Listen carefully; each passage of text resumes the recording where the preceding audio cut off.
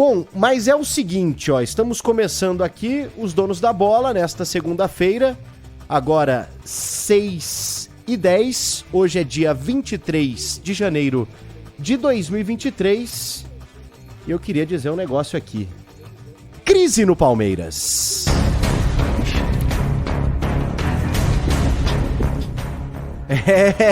Meus amigos, muros pichados, torcedor protestando, Abel Ferreira falando da diretoria. Eu acho que tinha até palmeirense com saudade destes momentos assim mais tensos. Crise no Verdão, Gustavo Soler, boa tarde pra você. Tudo bom, PDV? Abraço pra você, pra todo mundo ligado aqui nos Donos da Bola da Rádio Bandeirantes. Muitos já dizendo, né? O Palmeiras de verdade está voltando, né? As crises no Palmeiras estão de volta, mas brincadeiras à parte. Hoje, né, só pra gente trazer a informação pro 20 Bandeirantes, aí já falando de hoje, porque os muros foram terminados de serem pichados por volta da meia-noite, então já era madrugada de domingo pra segunda-feira e hoje de manhã eles já amanheceram todos pintadinhos de verde, mas os protestos foram flagrados por várias redes sociais, né, por vários perfis de redes sociais, com os dizeres: acorda blogueirinha, diretoria fraca, queremos reforços, queremos jogadores. Então, críticas, né? A blogueirinha, para quem não entendeu, é a presidente Leila Pereira, a torcida do Palmeiras, então, pegando no pé da mandatária do Alviverde, pegando no pé do Anderson Barros, que é o homem, que é, para ser pelo menos, né, o homem forte do futebol palmeirense e que é o responsável direto para ir atrás dos reforços, e os torcedores também cobrando novos jogadores ao término do clássico, né? Você que esteve também no Allianz Parque pôde perceber as críticas diretas das arquibancadas, com os torcedores cantando que precisa de jogador, chamando a direção de incompetente. Então, muita gente na torcida palmeirense já criticando a mandatária Leila Pereira, que prometeu semana passada reforços.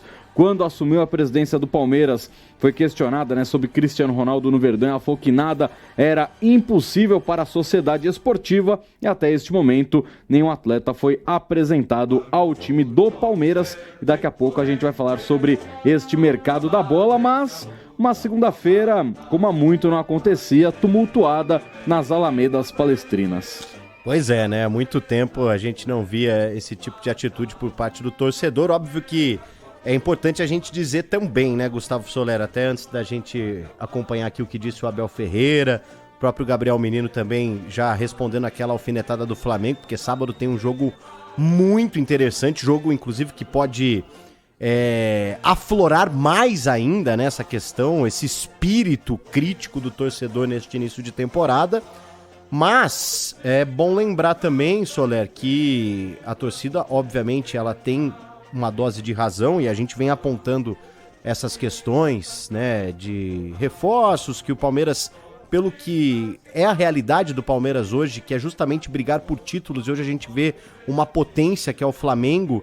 Então a exigência pra cima do Palmeiras, que hoje é esse grande adversário do Flamengo no futebol brasileiro, é com relação aos reforços, e é o que o torcedor vem falando antes mesmo da temporada começar. Óbvio que num tom bem menos crítico, mas de alerta, e agora já uma questão mais de intensidade mais aflorada, porque o time não começou bem o ano, pelo menos com relação às exibições, e já imaginando que o Palmeiras terá jogos bem mais complicados do que neste início de Campeonato Paulista. Mas é preciso dizer também, Soler, que recentemente houve um racha oficial por parte da Leila, representada obviamente, né, pela Crefisa, que nos últimos anos acabou colocando dinheiro principalmente, né, com relação à escola de samba Mancha Verde, e que essa parceria foi rompida oficialmente nas últimas semanas, né?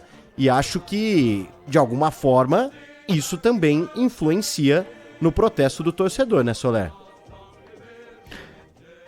Com relação ao carnaval, né, a escola de samba Mancha Verde, acho que não reflete tanto assim nas arquibancadas, porque é uma diretoria diferente, apesar de ter o Paulo Serdã como o presidente da escola de samba e o presidente de honra da torcida organizada, mas comparando, né, a escola de samba com a torcida, eu acho que não tem tanta interferência assim esse último rompimento com a escola de samba. Mas com a torcida organizada, esse rompimento já era bem antigo. Então, desde que ela assumiu o cargo, praticamente na semana seguinte, ela já teve esse rompimento com a torcida organizada, ainda naquela questão, né, dos protestos contra o Olivério, que era o assessor da Leila Pereira no início do mandato dela. Então, acho que não reflete tanto assim essa nova situação agora envolvendo a escola de samba. Mas já eram críticas que a torcida organizada tinha, principalmente a organizada, né, que era a voz mais ativa e foi quem, ao término do jogo, começou a criticar a Leila, já era uma situação de cobrança que existia desde o ano passado, porque foi a própria Leila quem tinha prometido um 9 para a disputa do Mundial. E aí apareceu o Navarro para jogar um Mundial de Clubes contra o Chelsea. Foi a própria Leila que tinha prometido reforços para essa temporada. E aí não trouxe até agora. Foi ela que disse que só ia negociar jogadores se o Abel desse o aval e que ela não ia desmontar a espinha dorsal do Abel Ferreira. Perdeu o Gustavo Scarpa de graça e a gente entende que foi num plano de carreira do próprio Scarpa que ele já não ia ficar. E ele assinou um pré-contrato com o Nottingham Forest em junho do ano passado. 6 meses depois, o Palmeiras ainda não apresentou o substituto do Gustavo Scarpa. Até hoje, o Palmeiras não contratou esse jogador. Já tinha também a noção de que o Danilo seria vendido nesta janela de janeiro, porque no meio do ano passado, quando ela disse que não ia desmontar a espinha dorsal do Palmeiras, ela também afirmou que em algum momento precisaria fazer dinheiro com vendas de jogadores, que é uma receita importante. Então já todo mundo internamente já tinha ciência que o Danilo seria negociado em janeiro, porque depois do Endrick, hoje o Danilo é o maior jogador de preço de mercado do Verdão. Tanto que ele já foi vendido para o Nottingham Forest, por sinal se transformou no primeiro baiano a entrar em campo na primeira divisão do futebol inglês. Então, o que deixa muita gente irritada com ela são essas promessas, porque não foi a torcida que pediu e implorou para ter um 9, se não tivesse um 9, o mundo ia acabar. Ela que falou que ia trazer. Ela que falou que ia buscar reforços depois da saída do Scarpa e do Danilo, e por enquanto esses caras não chegaram. E evidentemente o Palmeiras está enfraquecido. E agora o principal adversário do Verdão, o Flamengo, também entende que o Palmeiras está enfraquecido. Não significa que o time do Palmeiras é horroroso, que o time do Palmeiras não vai ganhar a Supercopa do Brasil.